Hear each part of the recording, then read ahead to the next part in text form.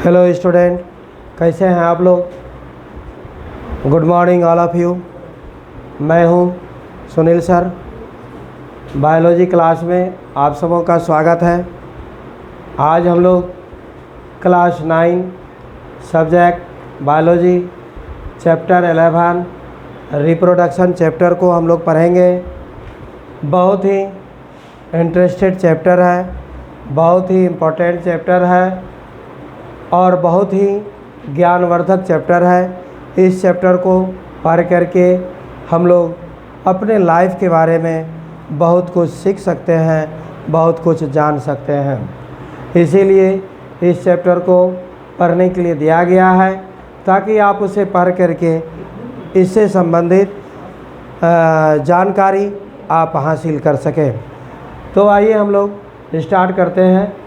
तो सबसे पहले हम लोग रिप्रोडक्शन का डिफिनेशन पढ़ेंगे कि रिप्रोडक्शन क्या है, रिप्रोडक्शन किसे कहा जाता है, रिप्रोडक्शन से हम क्या समझते हैं, आप क्या समझते हैं, है ना।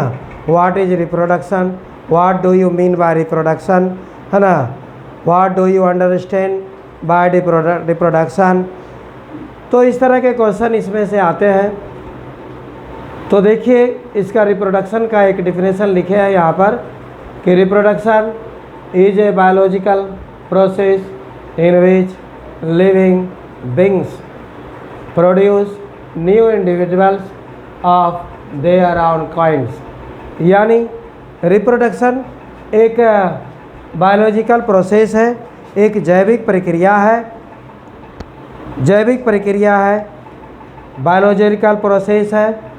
इसको इस प्रोसेस के द्वारा जीव जो भी लिविंग है वह सारे लिविंग अपने समान बच्चों को जन्म देते हैं। देयर ओन काइंड्स, इसका मतलब हो गया कि अपने समान बच्चों को जन्म देते हैं। यानी रिप्रोडक्शन एक ऐसी प्रक्रिया है जिसमें सभी लिविंग अपने समान बच्चों को जन्म देते हैं। अब ज़रा देखिए, इसका कहने का तात्पर्य क्या है। इस वर्ल्ड में दो तरह के वस्तुएं हैं, एक लिविंग है, दूसरा नॉन लिविंग है। लिविंग और नॉन लिविंग ये दो तरह की वस्तु है। तो बायोलॉजी जो है वह लिविंग का स्टडी करता है, study of living is called biology.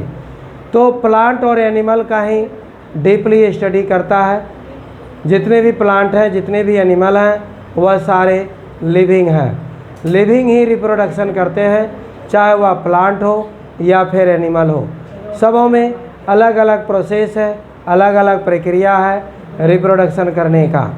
और रिप्रोडक्शन के द्वारा सभी लिविंग अपने जनरेशन को बनाए रखते हैं, अपने पीढ़ी को बनाए रखते हैं, अपने परिवार के सदस्य को बढ़ाए रखते हैं, अपनी जाति को बनाए रखते हैं। इस तरह से इस प्रोसेस के द्वारा धरती पर सभी लिविंग ऑर्गेनिज्म अपने जनरेशन को बनाए रखते हैं, अपनी संख्या को बनाए रखते हैं। तो ज़रा देखिए, डेफिनेशन के आधार पर हम लोगों ने यह जाना कि जितने भी इंडिविजुअल हैं सभी रिप्रोडक्शन प्रोसेस के द्वारा वह अपनी जनसंख्या को बढ़ाए रखता है, बनाए रखता है। अगर ये सिस्टम नहीं होता तो शायद जनरेशन नहीं हो पाता, जीवों की संख्या नहीं हो पाता। तो रिप्रोडक्शन जो प्रक्रिया है वह एक नेचुरली प्रक्रिया है, नेचुरली है, यह गॉड गिफ्टेड है, प्रकृति के दिया हुआ, प्रकृति के द्वारा दिया गया यह एक प्रक्रिया है ना। और समझिए कि यह यूनिसेलुलर से लेकर के मल्टी सेलुलर ऑर्गेनिज्म में यह पाया जाता है। जितने भी लिविंग हैं, प्लांट में भी यह प्रक्रिया पाया जाता है। तो इस प्रोसेस के द्वारा सभी अपने समान बच्चों को जन्म देते हैं। ये लिविंग का कैरेक्टर है। और लिविंग का भी डिफिनेशन जान लीजिए थोड़ा सा। लिविंग किसे कहेंगे, तो ये things who have life are called living. Living वह है जिसमें लाइफ हो, जिसमें लाइफ होता है वह लिविंग कहलाता है। आप देख लीजिए, जितने भी प्लांट हैं, एनिमल हैं, ऑल आर लिविंग्स। इसके बाद नॉन लिविंग के बारे में भी ठीक इसका अपोजिट आप कह सकते हैं कि non livings a things who have no life, जिसमें लाइफ नहीं है वह नॉन लिविंग कहलाता है। इसमें आप देख लीजिए अपने क्लास में आपके पास बेंच है, डेस्क है, टेबल है, चेयर है, बुक है, कॉपी है, बैग है, बोतल है, फैन है, बल्ब है, कैमरा है, ये सारे के सारे जो है नॉन लिविंग थिंग्स है। तो लिविंग और नॉन लिविंग का डेफिनेशन ये है। अब है कि लिविंग का कुछ कैरेक्टर होता है, विशेष कैरेक्टर होता है जिसके आधार पर हम कह सकते हैं कि यह लिविंग है और यह नॉन लिविंग है। तो देखिए जिसमें सबसे पहला कैरेक्टर है न्यूट्रलाइजेशन, यानी जो भी लिविंग होते हैं वह न्यूट्रलाइजेशन की प्रक्रिया करता है, यानी भोजन खाने की प्रक्रिया करता है। जो भी भोजन लेता है खाता है वह न्यूट्रिशन होता है। इसमें प्लांट भी आते हैं और एनिमल भी आते हैं। बिना भोजन का लिविंग जीवित नहीं रह सकता है, भोजन से ही लिविंग को एनर्जी प्राप्त होता है।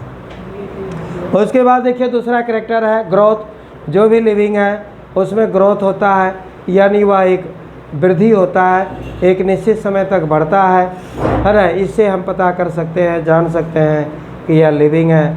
नॉन लिविंग ग्रोथ नहीं करता है।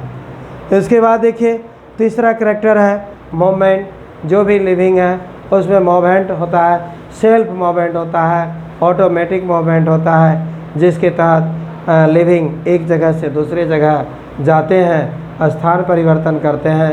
यह कैरेक्टर प्लांट में भी होता है, लेकिन उसमें स्थान परिवर्तन वाला बात नहीं होता है, स्पेस को वह चेंज नहीं करता है वह, है ना, लेकिन उसमें दूसरे तरह का मोमेंट होता है।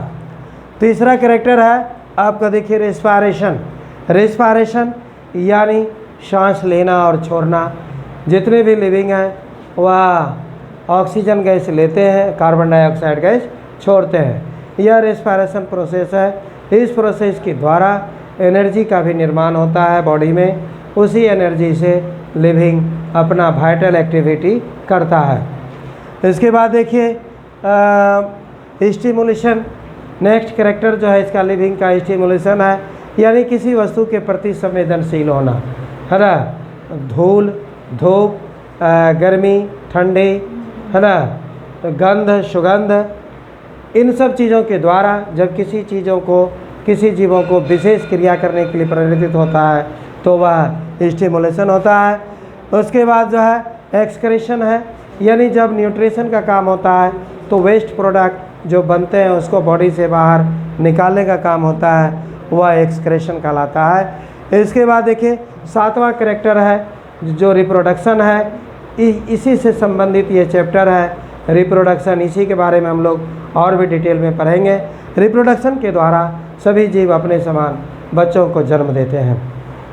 तो आज तक के लिए इतना ही। आप सबों को बहुत बहुत धन्यवाद, थैंक यू। इसी तरह से तन मन से बायोलॉजी क्लास करते रहिए, अपना ज्ञान बढ़ाते रहिए।